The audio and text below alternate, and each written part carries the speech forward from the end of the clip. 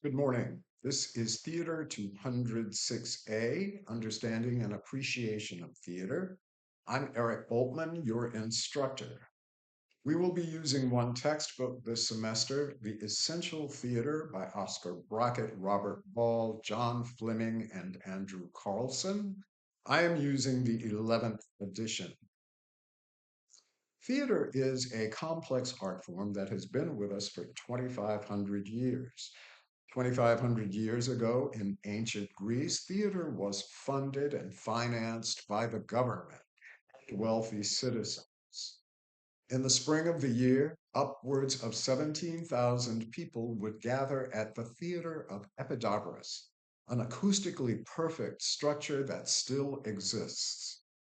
Performances by playwrights like Aeschylus, Euripides, and Sophocles would begin at sunrise and they would be performed until sunset. These plays were exciting. They became literary, dramatic classics that are still performed today. If we move forward to the 5th century, theater has become dismantled in the physical sense structurally, as well as in terms of dramatic literature. At this time, itinerant performers roamed the streets performing for anyone who would gather to watch them and perhaps give them a few coins. During the Renaissance in England between 1642 and 1660, theater was outlawed completely by the Puritans. A lot of the negative response to theater uh, can be attributed to the terminology play, act, show. All of these suggest a lack of pragmatism, no practical value to what is being made there. And also, it kind of says that adults just refuse to grow up and they are behaving childishly. Plays also emphasize crises and involve trouble, acts of deception, as well as violence and socially inappropriate behavior. Nevertheless, during all periods, there have been people who recognized theater as a form of entertainment. Theater reflects society. It is the mirror that reflects our society. Now, when we talk about theater, we can separate it into three distinct parts or elements. The first is what is performed, and that is the play or a scenario or a thought.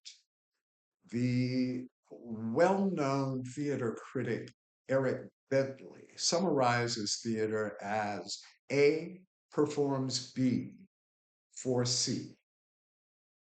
Also, we can think of theater as simply being someone performing something for someone else. Peter Brook, one of the most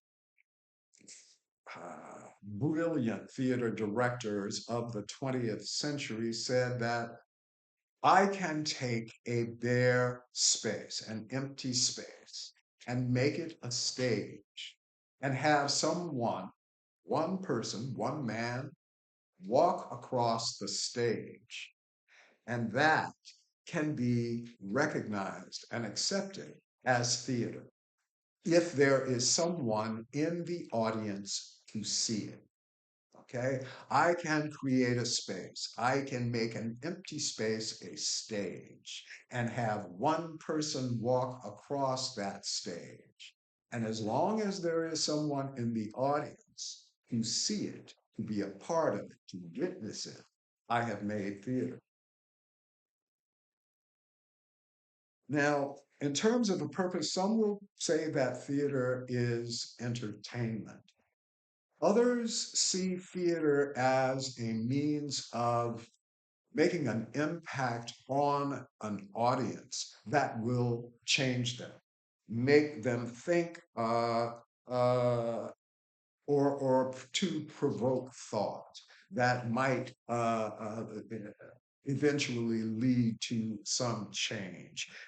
Peter Brook, once again, believed that theater existed to defy the establishment. He said that theater is anti establishment and anti social. And what we recognize as feeble theater, feeble, is basically the thought that we are investing or buying into the lie of pretending that everything is okay. Feeble theater shouldn't show a world that is fine, where everything is fine. There are no problems in society. That's buying into a lie because that's not true. Now, that was his opinion. And you compare that to the opinions of people who feel that theater exists only to entertain. Next, we have the performance.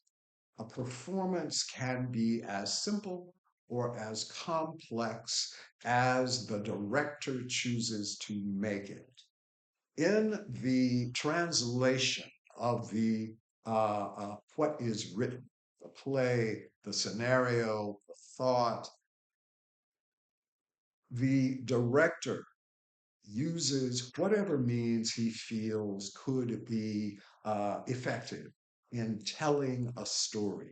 This is where storytelling receives its action during the performance. In terms of a space, in terms of that stage, theater can happen in a structured theater, in a theater, but it can also happen outside. Theater can also happen in a bar, in a nightclub. So the various forms or the shapes of the production vary from performance to performance. In terms of what is required to take this or make this translation from the written text or the scenario or the thought into action, you need a playwright, you need a director, an actor, you need designers, lighting designers, makeup designers, scenic designers, set builders. The transformation takes a lot of effort. Productions, when you consider it, productions can be extremely elaborate, but at the same time, they can be very simple. And performances ultimately have to be clear, understandable. You don't want to throw anything into the production that is going to complicate it or confuse the viewer or confuse the audience.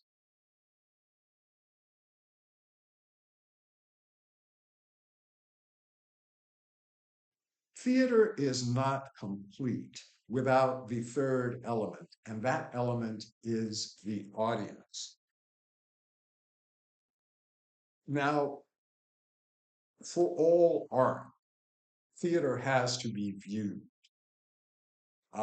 But with theater, it is that viewing has to be more or less collective. An individual can view a painting, an individual can read a book or a poem, but an audience has to experience theater. You don't perform for the individual. It is a group experience. And that group uh, uh, uh, changes, has an impact on the performance. I'll be back.